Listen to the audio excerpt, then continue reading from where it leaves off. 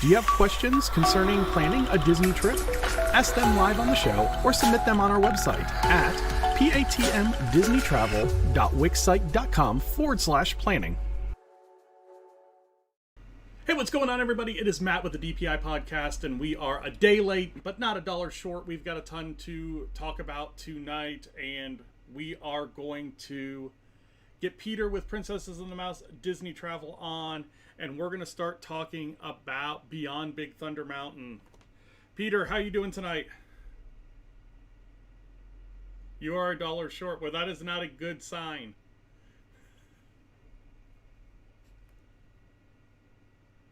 Oh, so you are a dollar short.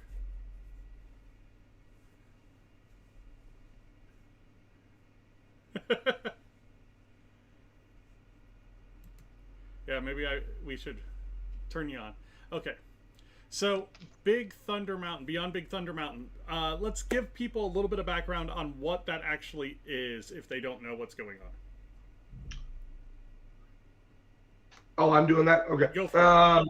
Yeah, so 2 years ago at D23, it was teased that one of their Blue Sky projects, which is their way of saying these are one of the things that we're messing around with and working on bringing down to the ground, it was kind of teased that Magic Kingdom is going to get a big expansion.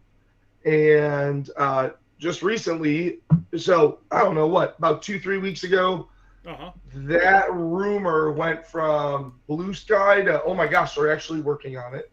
And now permits are filed for all of the plumbing and electrical and all of that stuff. And so and the what they're going to do with the land clearing and all of those permits are starting to get filed, which has of course led us and many other Disney people to start saying, okay, so this is actually happening.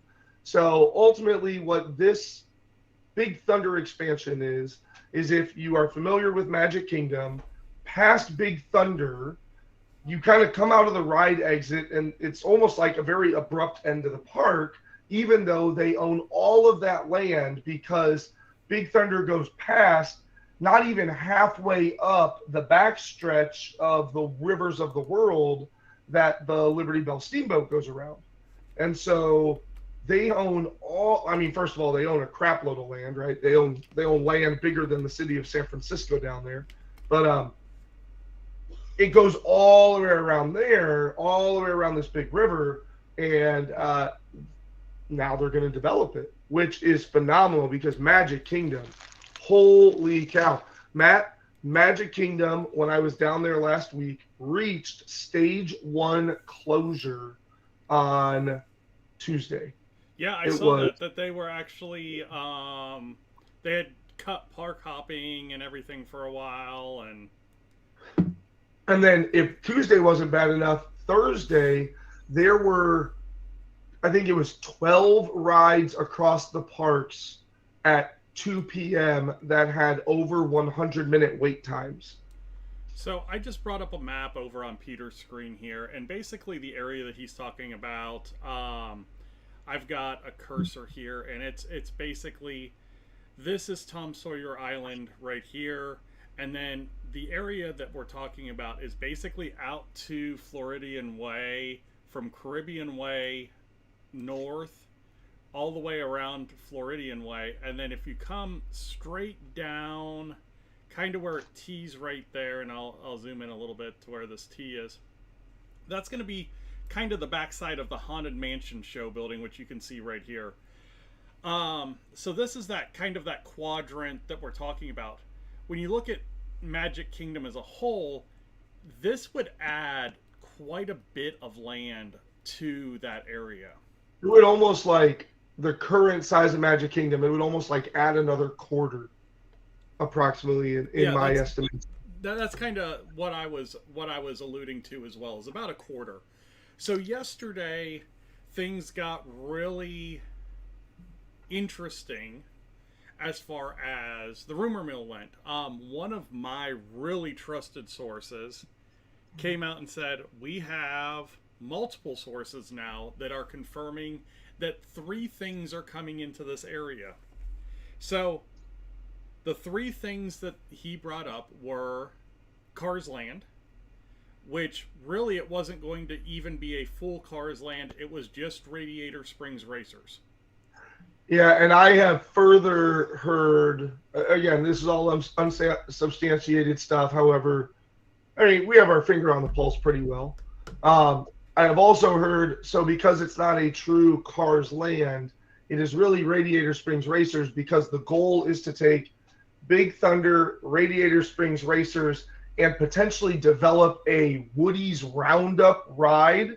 I don't know what that looks like, but that would then become kind of a desert theme, kind of a brand new Frontierland, because as it is right now, Frontierland's kind of getting ripped and rethemed with the addition of Tiana's Foods, because Pecco's Bill in the near future should get rethemed into a bayou themed. Yeah. I'm expecting some type of Creole Cajun menu.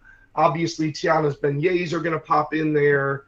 Very similar to what Tiana's Palace is doing over in Disneyland.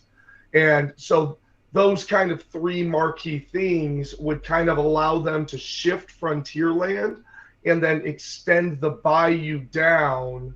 So I don't know what that means for, like, they're just now remaking the whole Country Bear Jamboree. So I don't know if they turn it into Southern Bear Jamboree, and in this redesign, they're creating, some Southern flair. That would still fit there. There's nothing about that says, hey, I'm out west. They could easily be like, oh, well, we're down in Mississippi. Yeah. I mean, the shooting arcade, though, like the shooting arcade could maybe be a pick and move, and then like make another shop in there or something. I heard that's being gutted as well. So, kind of expanding on what you were saying, yes. Which would be a shame, by the way. Sorry, just to interrupt for a moment. Which would be a shame. My kids love that shooting gallery. Our parade spot is at that shooting gallery.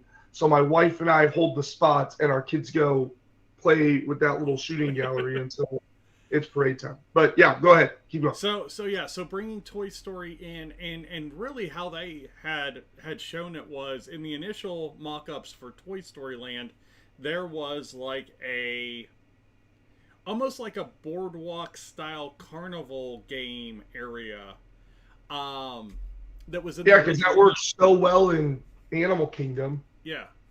And that's what they were showing on Tom Sawyer Island, which would be another shame to lose. And then the third piece of this was a villain's land. And I'm going to put air quotes on this because I wrote out today's episode because I really wanted to have a train of thought and have like a track to go down. And the next thing I have on this list is, why doesn't this make sense? Because when I look at that type of plan, to me, it's like harmonious. It's a bunch of pieces of things that people like that don't fit together really well. And I really kind of keep going back to the original Blue Sky Beyond Big Thunder Mountain. And do you remember what that was, Peter? It has been so long, and it has convoluted so many times that it was Encanto. It was supposed to be like Encanto and Coco. Yeah, there we go. I was like, I know, yeah, it was it's basically they took the original Blue Sky of Magic Kingdom and have decided it makes more sense over an Animal Kingdom, which could be a whole other topic of conversation, because that Blue Sky that you and I saw this past D23 is also seeming to be progressing full green light ahead. So there have been 3D mock-ups of that area, which they're calling the Central Americas. Right, which is further than this even is. Okay, so original Beyond Big Thunder Mountain, right now, there's the rumors. Radiator Springs Racers, Toy Story portion, Villains area. Villains area is going to get an E-ticket and a D-ticket ride. If you bring Radiator Springs Racers, it overloads that area with high-end rides at that point. It just overloads that area because you're going to have Tiana's, you're going to have Big Thunder Mountain, you're going to have Radiator Springs Racers, and you're going to have 2 rides in the Villains area that are going to be sought-after rides as well. So you've basically just flooded that area of the park with most of your rides at that point. Not most of your rides. When you're talking, you're going to add rides, though. I don't know, Tron, Space Mountain, Seven Dwarves, the classics like Haunted Mansion and Pirates of the Caribbean, Jungle Cruise. Well, if anything, I don't know. I guess I'm taking the counter stance to this. Right, a whole bunch of people are going to go back that way. So what is that going to do to kind of the front of the? It's going to alleviate the overabundance of stress that it gets right now. Yeah. It would suck people out of the main area of the park. Last week, I mean, something has to be done because last week, Small World had a 75-minute wait at one point. Mm-hmm. Like, for all of our naysaying about Genie Plus and ticket prices and costs, I was there last week. People go. Right? People are going. People are buying Genie Plus. Another news piece, and we can save this for a different day, but maybe this is next week's topic. Disney announced that they're redoing the DAS system, and they're going to start requiring medical documentation, which makes sense because I was there last week, and there were just flippantly groups of people that had clearly, like, and even to the point where, like, they were going blue, getting green, and then, like, their kids were trailing behind them chuckling about how all these other people didn't pay for Genie Plus. I'm like, you didn't pay for Genie Plus either. I watched the first band go blue. Like, so I don't know. It's and then on top of all of that stuff, I witnessed something. This is new. You ready for this?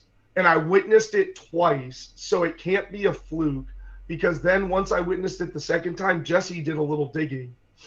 There was a very large group, approximately 12 to 15 people. Their primary language was not English, so I have no idea where they were traveling from. The first person scanned in, it went green.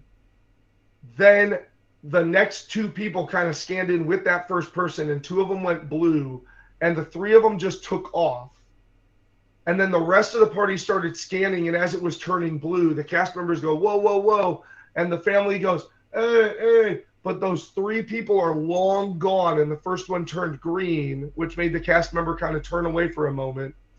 And then ultimately the whole stinking family just went through, and the cast members didn't go and retrieve them. And then it happened again. And what I realized the first group did, one of them bought Genie Plus, and either, again, I'm giving them the benefit of the doubt because it was apparent that English was not their primary language. And so maybe it was a mistake, but there are reports of large groups paying for a single Genie Plus. And then when that happened, showing, no, look, I scheduled. I don't know why they didn't all schedule. Well, that's weird. No. Well, we're going in. And, like, basically bullying cast members. So all that is to say, like, people are going. There's a whole bunch of systems that are wrecked because ultimately what this comes down to is they screwed it up by taking away the Fast Pass system in the first place. Yeah, they did. DAS they was... did. And things that we saw in Land, we would watch one person scan in and watch another person walk right next to them, never scan in, and just walk in. Right. So like, they weren't even. But Disney started this. Yeah. Disney screwed up when they took away the 3 free per day, when they took away the free Fast Pass system in this money grab. They have created the DAS misabuse, and which has hurt families with legitimate medical concerns. Yeah. Because now they're being scrutinized, and and kind of ran through the ringer. And then they have completely screwed up this Lightning Lane Genie Plus system. And now people are kind of intentionally or unintentionally, you and I both saw some shady things. Yes, yes, Like and I think Disney created this situation. when you look at the DAS, so one of the accounts I follow kind of outlined it really well. DAS usage in the last 3 years has increased 300% at the parks. Oh, I believe that 100%. Yeah. It is. It used to be sparingly used, and like it was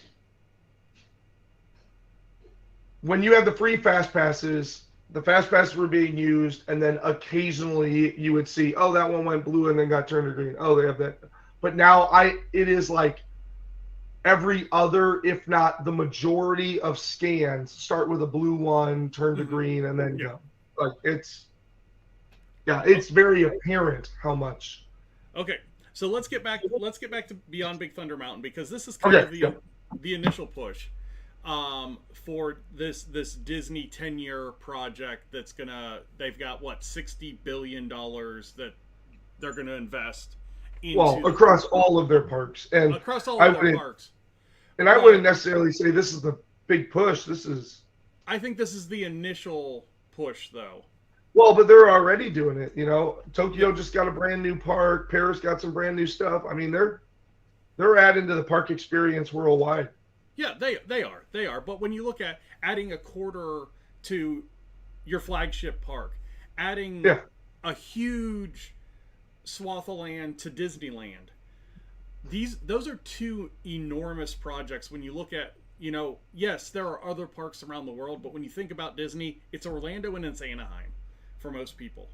Oh, for sure. I mean, that's why, over in Paris, you were just there. How much do you feel like we're Europeans versus Americans? Because when I go to Disney World, I would almost argue that 50% of the people aren't from America currently. Yeah. And at least 30%. I would say Americans at Paris might have been 10%. Yeah, and that's just because and you non-Americans from the Americans in some places. Oh, and that was a really big, it's a lot of South America and it's a lot of UK individuals. I felt this last spring break, there was a very large amount of British individuals. And here's how you tell a British individual apart. When they go to a quick service, they use the phrase takeaway. Yes. Yes. Okay. So I tasked you with something this morning to think about, what you would do beyond Big Thunder. And I took mine a step further because I really like the original Blue Sky with Encanto and with Coco. I think it makes a lot more sense instead of throwing a couple of IPs in there that, you have rides associated with them and you had pieces already built, but why would you want to clone something and throw it in there again? This is the unimagination of the Imagineers right now, it seems like. Hold on, because you just rode Radiator Springs Racers for the first time in your life. Yeah, and it's fantastic. Just a couple. It's fantastic. Yeah, how amazing would that be to be back there behind Big Thunder Mountain? It would. It would. But you can do it in other areas too. If you're gonna put a Cars Land in there, put the whole thing in it. Because yes, Radiator Springs Racers is an amazing ride, but that main street in Radiator Springs is just as amazing. I love the Cozy Cone. So for those of you that don't know, the Cozy Cone over in California Adventure, you've got the center cone, which is where the McQueen and Mater meet and greet is, and then the Cozy Cone is just a big quick service dining area, but every cone has a different thing. Like it's so wonderful. It's so wonderful. One's like walking tacos, one's corn dogs, one's desserts, and one's it's fantastic. You're absolutely right. The amazing thing about Cars Land is you literally feel like you just fell off of old Route 66 in the movie and you're walking up. Right. Exactly. And it is absolutely remarkable. Exactly. So And so you cheapen it. You cheapen it by just grabbing the marquee ride and chucking it somewhere else. exactly. And then you have this ability to utilize Encanto in a way over in Magic Kingdom that still is a people suck, because you can use the casita for a ride. You have the ability to do multiple character meet and greets because there are multiple characters that are worth utilizing in that movie. And that's Dude, what I would make a crap out of Bruno.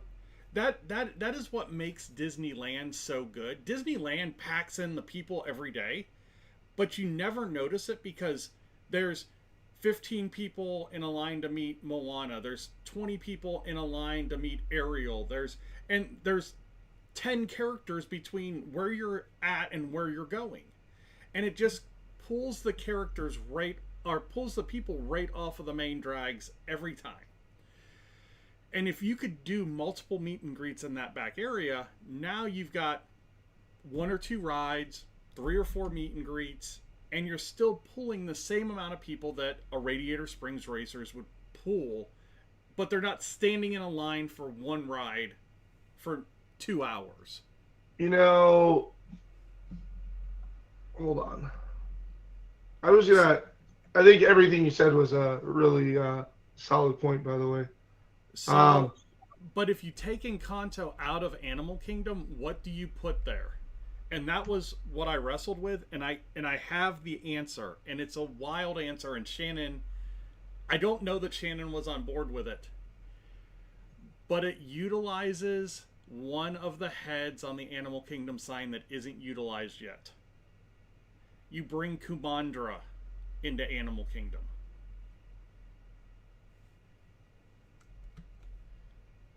You're looking something up. I was gonna call your BS on your. They both pack them in, but it's close. Magic Kingdom pulls in about 6,000 people more per day than Disneyland does on average. But 6,000 people, if in a normal day in Disneyland, does it ever feel as busy as World? There have been. I mean, granted, obviously my sample size at World is significantly larger. Obviously, yours is as well. But I have been there once or twice, especially if you're there like 5 or 6 p.m. That is the peak at Disneyland because a ton of locals come in every day. Yeah. And right around like dinner time, I have absolutely felt like the choke there outside of New Orleans Square into Adventureland, and it feel very choked and tight, to where like I had to get up past Big Thunder Mountain over there to kind of start feeling some space again. But that's the only bridge because the going to Pirates ride Toonland. queue is outside. What? Like the Pirates ride queue is completely outside, basically. For the most part, yeah. Once you get in the building, you're basically done. Yeah. So. Yeah. And they But anyway. queue that across the bridge and down in the lower area. That creates that choke point. It would. So you are saying that you would like to bring in, just so everybody knows, he said Kumandra, which is the land of Raya. Yes. Just so everybody's aware, because what if somebody out there isn't like a big Disney person? Well, and that's where Shannon kind of questioned me is Raya wasn't a huge success for Disney. I like it. I think it's a great movie.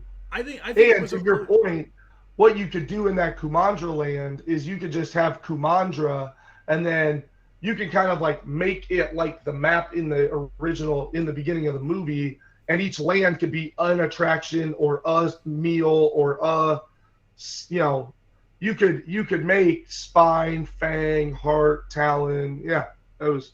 Yeah. No, it's not a terrible idea. I do think, if I may just kind of rebuttal you slightly, and this is probably, Shannon's probably going to be like, yes. I do think, like, if you look at Animal Kingdom, Asia, Africa, I do think the Central America Encanto stuff makes a lot of sense there. Coco, I would love to see Coco. We know where I'd love to see Coco. I would love to see Coco take over the Mexican Pavilion in Epcot, yes. because Epcot is becoming busier and busier as people are realizing how awesome it is. And with the addition of Ratatouille and Frozen and Guardians, that attendance is rising, and they're starting to feel the we don't have enough for these people to do. Yep. Turning now, one of the biggest logistical things though is you would have to knock out a wall of the pyramid and make the ride line for Coco Somewhere else, yeah. go out that hole in the wall and then come up the side of the pyramid up and out. Oh yeah, definitely. But that's easy logistical stuff. That's not a huge, incredible deal-breaking thing. And so you asked me to think about this, so I'll give my 2 cents, and then we can have a wonderful conversation about it. I like Villains Land going here.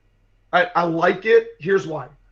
Magic Kingdom, always, throughout the history of always, what's one of the greatest things about the Not So Scary Halloween Party? It's that I get to go and meet all the villains. Yeah. In every single nighttime show, including Happily Ever After, what happens at some point during the show? You have the a castle gets section. destroyed by the villains. Yeah. And so I'm thinking logistically in the park, right behind Haunted Mansion. Haunted Mansion already gives this macabre, eerie. Yes, let's shift that queue to the side, create a walking path, and just behind Haunted Mansion, open up into a wall of thorns that I have to walk through to go onto the Maleficent Dragon ride, and go into an Ursula, whether it's a motion simulator or maybe it's like the Little Mermaid ride, and you get this juxtaposition of kind of. Now, granted, do I need Ursula in there? No, she's already in the Little Mermaid ride, but like Jafar. Jafar would be a really, really cool ride experience. Along with that, you could like you could put in,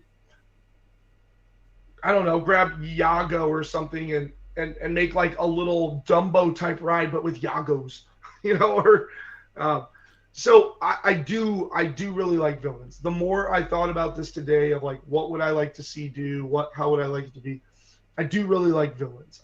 I think that would be a really cool addition into Magic Kingdom because it has always been about the juxtaposition of good and evil.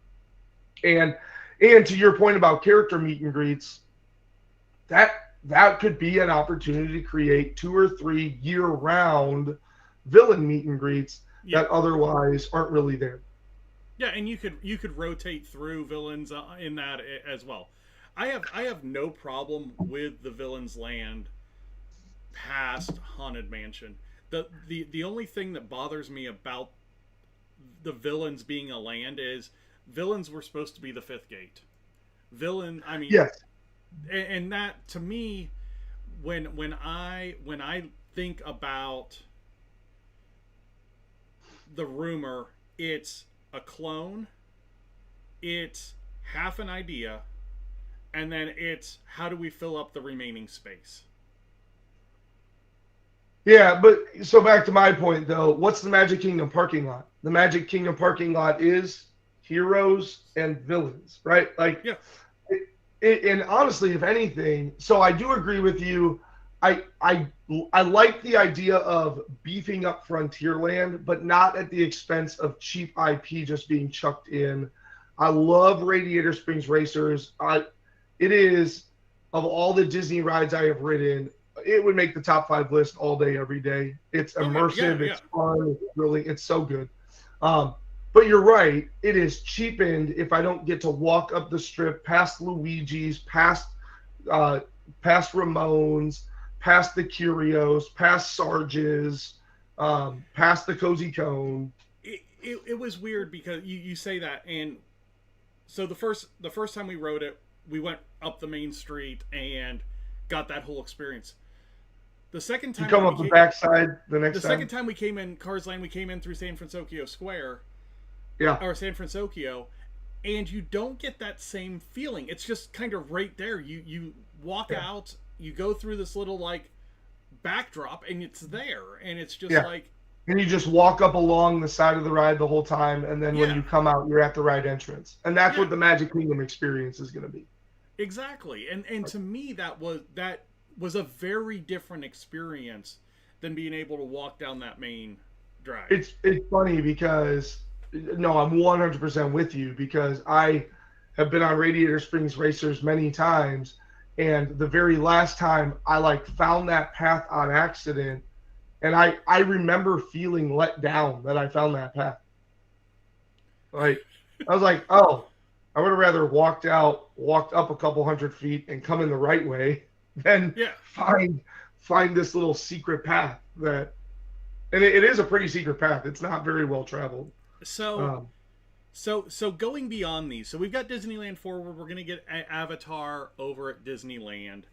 You know, what are other things that make sense? You brought up one of the things on my list, Coco in Mexico. Makes a ton of sense. I don't know why it hasn't happened yet because they've done the overlay with all the Coco stuff, and especially around Day of the Dead, they do all the props out in the main lobby. It just makes a ton of sense. But two things that I have written down: Avengers Campus has to come to Walt Disney World at some point, and I think it goes into Hollywood Studios, and that is the re-theme of Rock and Roller Coaster, and they use that area through there with the theater because you move that Cars show, the Lightning McQueen Racing Academy, you move that over to Magic Kingdom. That becomes a second attraction there. You've got everything for it except for the building there. And then now you've got a whole area for Avengers Campus that's already basically pre-built for two attractions. yeah, and the Spider-Man attraction's not. If they were bringing in something similar to Web Slingers, Or if um, they're going to bring in that the Thanos ride that they pitched at D23. You've got a building there for it. yeah, and what the reason why I'm looking like this is because you're right. Like Marvel and villains, that was supposed to be the foundation of the fifth gate. Mm-hmm. And so the more of these things that we say, I mean, the more like, okay, well, why do a fifth gate? There's no reason for a fifth gate. Because if you can use what you've got and expand it, but yeah, outside of like what else would I like to see in Magic Kingdom? That's the funny thing with what they're doing and where the other stuff makes sense. It's pretty solid. Yeah. I mean, you could argue that, could you extend Fantasyland a little bit more? You Yeah, start getting back towards that fireworks pad. Now, granted, they right. could push that and that kind of stuff, but I think on that side of the park, they're about as far back as they want to go. Yeah, Out the Tomorrowland area, you can't move anything that way because you've got the monorail repair station over there. You've got a lot of their holiday warehousing and that kind of stuff is back in there. They're not going to move any of that stuff. yeah. So really the only way they can go is the way that they're going to go. Well, right. It makes sense. I'm just thinking in terms of Magic Kingdom, there are still, if you don't go villains, right? Or if you don't go just throwing the frontiery type of IP in, there are plenty of princesses that aren't really represented very much in Magic Kingdom. Yes. Rapunzel is cheaply represented. Tiana's now getting some light, but Snow White not really represented. I mean, the Seven Dwarves Mine Train, but that's not really about Snow White. I mean, you Yeah. never really see. You see Snow White at the end dancing with the dwarves in the cottage. You know, um, same with so Sleeping Beauty, nothing really. Cinderella, you've got the carousel. You could do so much more. I mean, there's tons and tons of even like the classic princesses, you know, the Enchanted Tales with Belle. But we, I think about Disneyland, and now that you've been there, you can kind of like think about all those little things, like the Snow White ride and Mr. Toad's Wild Ride and the Alice in Wonderland Caterpillar thing, like, Uh-huh. or even just the fairy tale boat ride. Did you guys go on that fairy tale boat ride? We didn't go on the fairy tale boat ride, but Paris has the same thing. Yeah, you go past a whole bunch of miniatures of these Yeah. different kingdoms and setups, and it's just cool to see. Yeah. Like, it is. It's cool to see. There's just a lot of little things that could be done that would do exactly what you're saying. You know, Magic Kingdom already has the most attractions, but they need more. They need more. They need more little 20, 30-minute lines, Yeah. so that families aren't having to sit there going from 60-minute line to 60-minute line. The fact that Small World has a 60-minute line tells you your process is broken. Yeah. I mean, at Land, it really never got up over 40 minutes, and if it was above 15 minutes, that was the rarity. And that's a superior version of the ride, in my opinion. It is. Like, so, you know, so a couple other things I have here, because, you know, I get into these modes where I'm just like, you know, things make sense. Tomorrowland needs a refresh.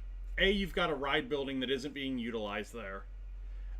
B, Tomorrowland Speedway is going to get a major overhaul. They haven't said it's going electric. It's going electric. At some point, Disneyland is, and if that works, they'll do it over so the world. why don't you use Tron as your pillar? Kind of go the way that they are in Tokyo with a complete redesign of the exterior of their Space Mountain. And instead of it being this retro futuristic Tomorrowland, make it a futuristic Tomorrowland. And bring in some neon and bring in, you know, the Tokyo race from Cars 2 to Tomorrowland Speedway. And now you've brought your cars into that area. The other thing that I had was, and I'm thinking about like unused show buildings and that kind of stuff. Japan has a show building. Why is there not a Big Hero 6 roller coaster yet?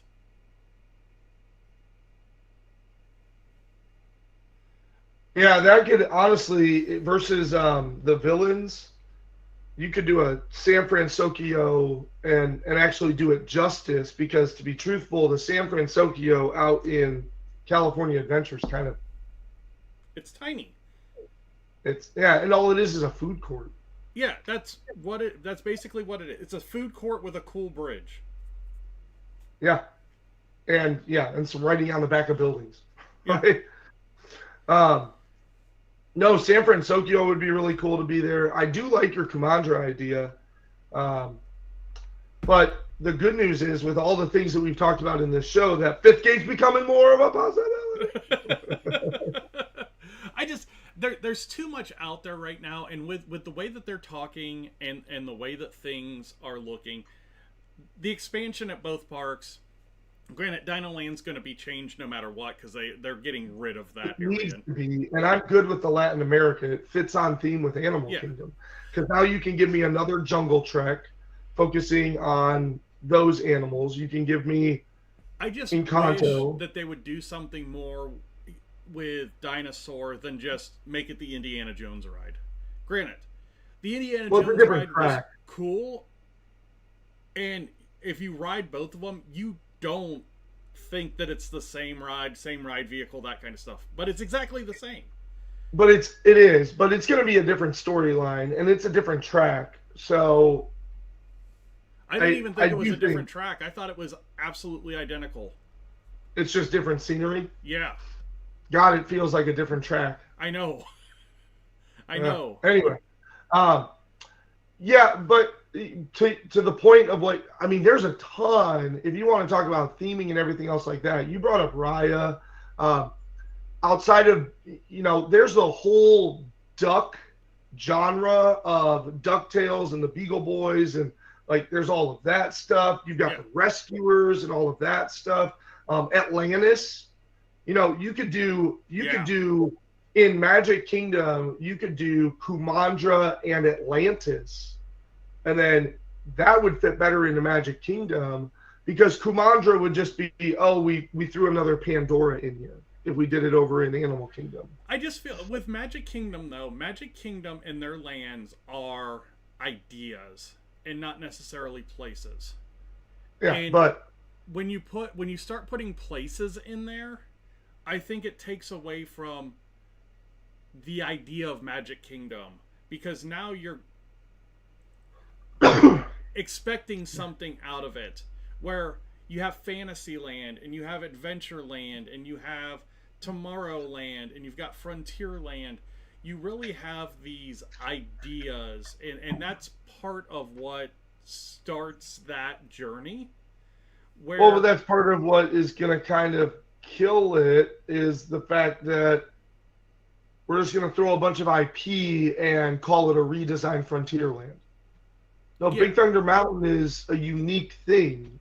The shooting gallery is a unique thing. Country Bear Jamboree is a unique thing. Splash Mountain was a unique thing. And it created this Frontierland theme with Tom Sawyer Island. And now we started with Tiana's Bayou. We knee-jerked that a little bit and probably weren't quite ready to pull the trigger. But now we have to, and now all of a sudden we're fighting we just completely screwed the theming of from here to here because we redesigned right there. Yeah. And that's, like you said. Now, don't get me wrong, because I'm excited for Tiana's. Like, I think it's going to be absolutely awesome. The animatronics look fantastic. It's the American Princess. Cool. Yeah. A water ride makes sense. Redesigning Splash Mountain makes sense. All of it does. Yeah. Because my kids, it's not like we've ever seen Song of the South. Yeah. I had to tell them about, it's this Uncle Remus guy from this really old Disney movie, and just enjoy the Prayer Patch. Shut up and enjoy the Prayer Patch. Just get wet. Just like the ride. Yeah. But yeah, so we've got all these things going on. We are 4 months away from D23. There's going to be a lot coming out, because we're going to see permits filed. We're going to see more solid ideas. At D23, though, I think is going to be the big drop, and then shovels are going to hit the ground right after that. Exactly like you said. I actually think we're going to see shovels before. You think so? I do. Well, I think we're going to see shovels in the sense that they're going to start prepping these areas and stuff like that. You think full on? I think you're going to have scope, and at least one of the major announcements is going to happen prior to the summer. I think they're going to have to. I think Beyond Big Thunder is going to be announced a couple months before, so probably beginning to middle of June. We'll get one of the major drops. Well, they need to, because they need to create excitement to combat the Universal. Yeah, I mean, and you've got the Disneyland Forward. The full vote is this month, so they're going to know what's going on with that. So you're going to have funding, and you're going to have a much better plan with that as well. So I think you're going to have two major pieces. I think there's 4 huge things coming out. I think you're going to have 2 of them before you get to D23. So we'll know most of it. We probably won't know all of it the week before D23. So, because even some of the stuff that they announced at D23 this year was kind of a surprise, or last year was kind of a surprise. It was, yeah. There was Country Bears and Test Track were the 2 big things that kind of were the big surprises. Yeah, again, though, I do think the Villains Land makes sense to put in Magic Kingdom. It does, because everything else the villains have always been there. They've just never had a home. Yeah, but isn't that always the case, though? What are you going to do? Are you going to make the Haunted Mansion DeVille Manor? I mean, how are you? No. I mean, and that I mean, no. Haunted Mansion's gonna stay Haunted Mansion. No. That is an iconic piece, and it's in every single park around the world. There is some version of Phantom Manor or Haunted Mansion. No. All right. The Village Land will go behind the Haunted Mansion. Real quick, since we've got everybody here and watching, I'm gonna go over to the new screen because I want to talk about the deals that were released this week. We've got about 10 minutes to do it, so let's go ahead and hit some of these deals. So first off, the Disney Visa card deal officially started yesterday. I got my mailer yesterday. It looks like this. You got the mailer. Yeah.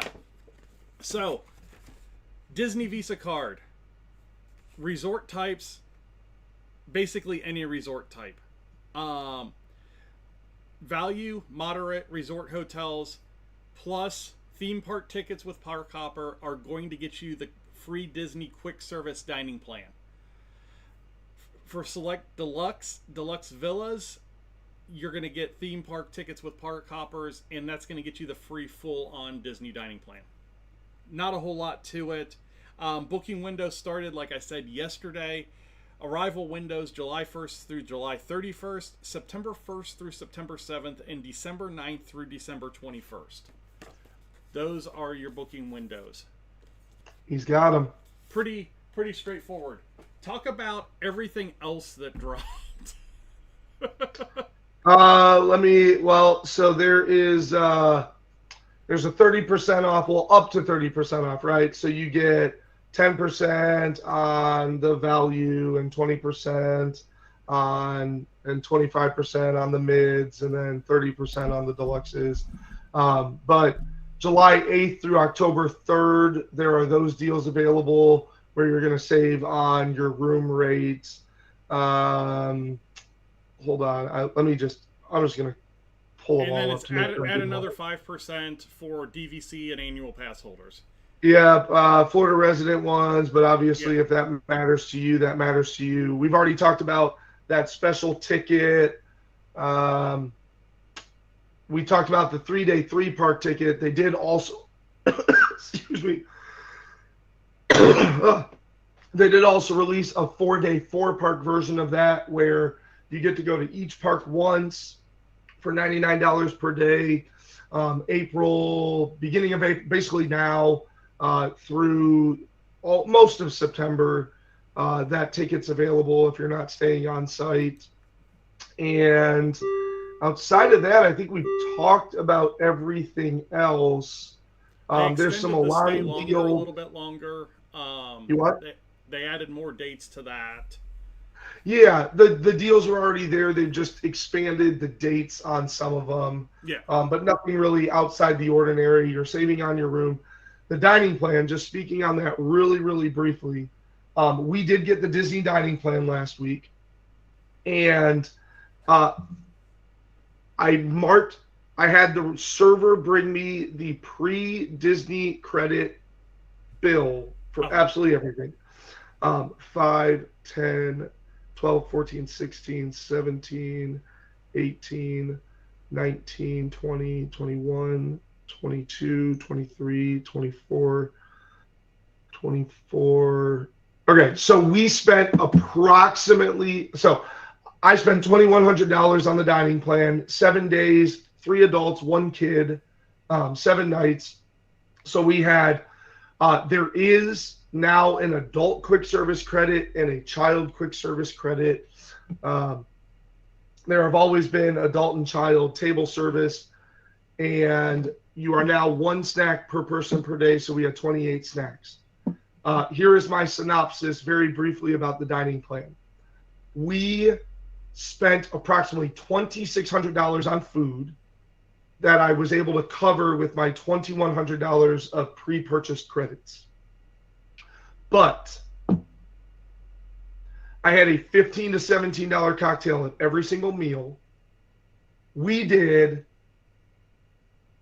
Akershus character meal, Ohana dinner, which is a prefix menu, Ohana breakfast, which is a character meal, Hollywood and Vine character meal plus Phantasmic seats, which is as expensive as Hollywood and Vine can get.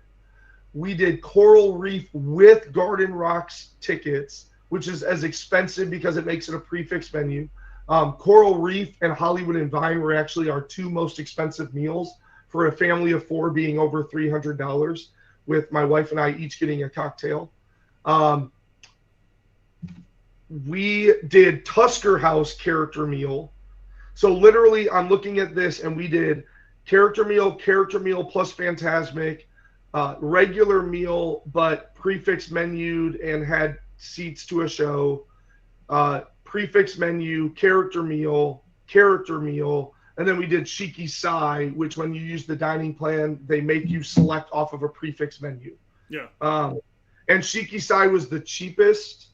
Family of 4. Oh, sorry. The character breakfasts were the cheapest, but they were all right around that $250 range for a family of 4, and that included cocktails.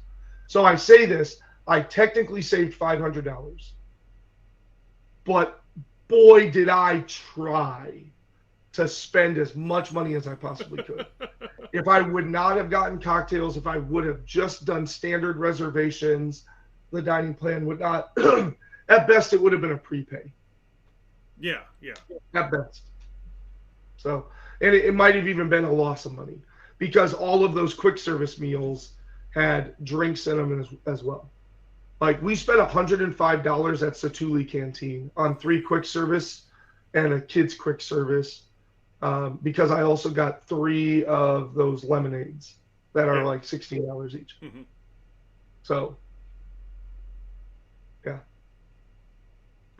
Right before we left, I bought 5 flatbreads and 5 beers from Captain Cook's before we hit the road to drive home. So here was the frustrating thing. We ran out of snack credits. I bought an incredible amount of snacks, probably a couple $100 worth of snacks, because if you're an Epcot goer, you run out of snacks. And not only did they rip my snacks in half, they also took away my ability to turn a quick service into 3 snacks. So I got to the final day and I had 5 quick service meals remaining. And I absolutely, in Epcot, would have converted those into snacks. There was one stand, $11 half lobster tail snack credit.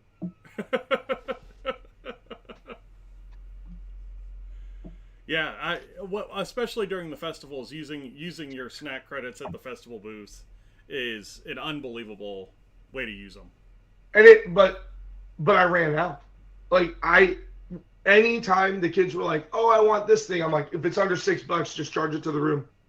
Yeah. Like, I'm like, call me when you want something that's over $7, and then we'll talk about using one of, like, the 28 snacks were like, they were like Aztec gold. Like, I mean, we were crazy fastidious with those. So speaking of meals, we had our booking window a couple of weeks ago, and we ended up with 3 Space 220s. Nice. Back to back to You get any lounges? Lounge reservations.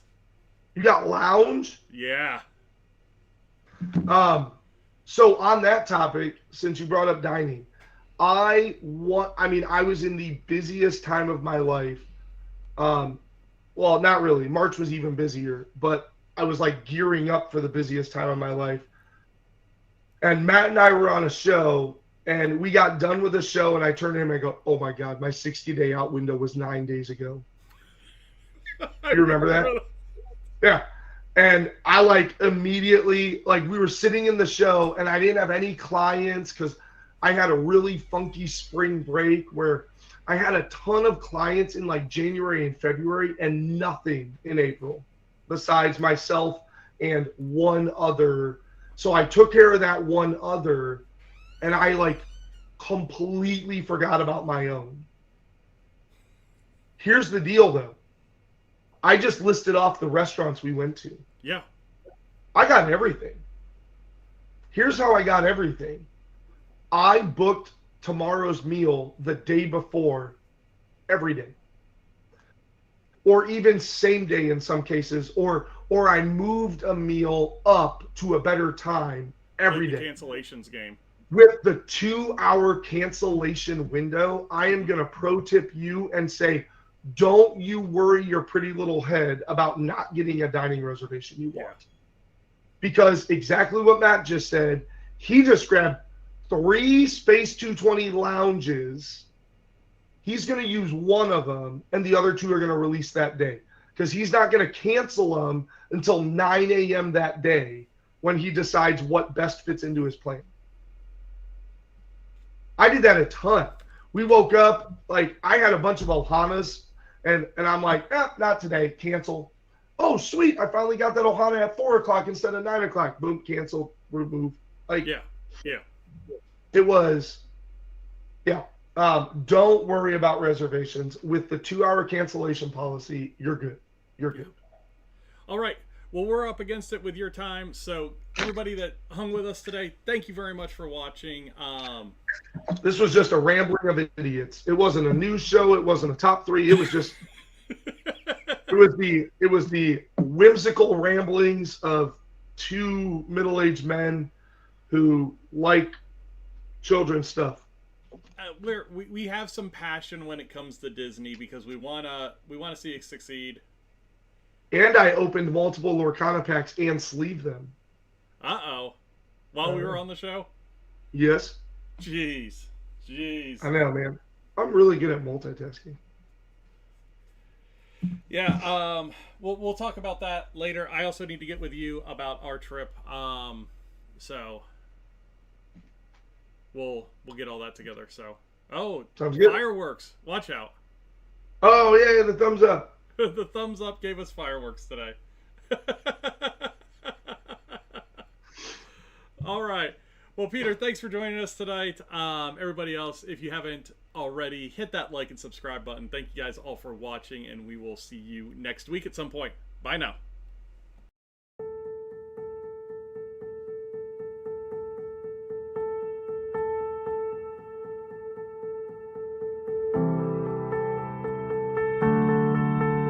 Peter with Princesses and the Mouse Disney Travel joined us tonight. We talked about the rumors surrounding Beyond Big Thunder Mountain and what deals does Disney have going on this summer. Check them out.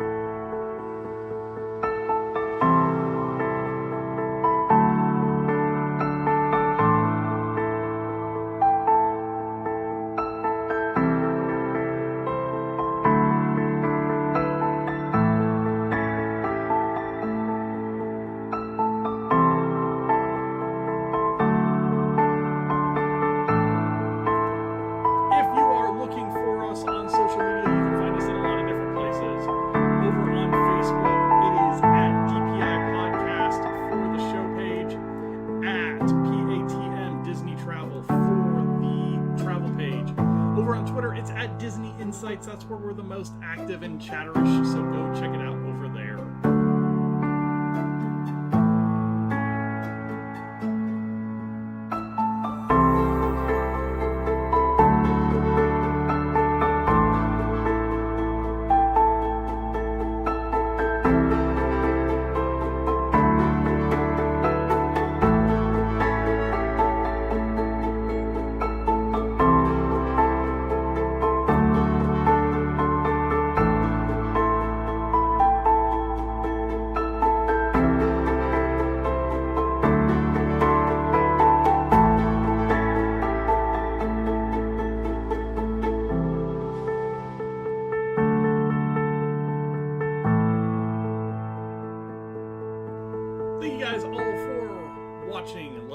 Sharing, subscribing, everything that you guys do to support the channel. We very much appreciate it. You guys have a wonderful